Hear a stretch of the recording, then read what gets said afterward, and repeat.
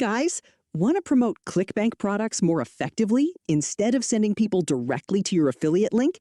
In this video, I'll show you how to build a simple affiliate funnel in Systeme.io that helps you capture leads and direct visitors to your ClickBank offer. Step 1. First, log into your ClickBank account and choose a product that's relevant to your audience. Copy your affiliate hop link, then log into Systeme.io, click Funnels, and click Create. Name your funnel ClickBank Affiliate Funnel. Choose Build an Audience and click Create. Step 2. Open the opt-in page and click Edit Page. Choose a simple landing page template. Instead of promoting the product immediately, offer something valuable first, such as a free checklist, a quick start guide, a resource list, a beginner's PDF.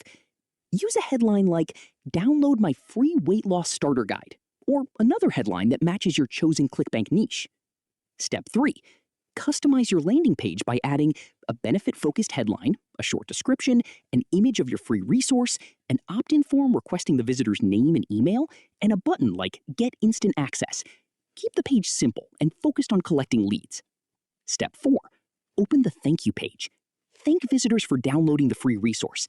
Add a button such as Learn More or See My Recommended Solution.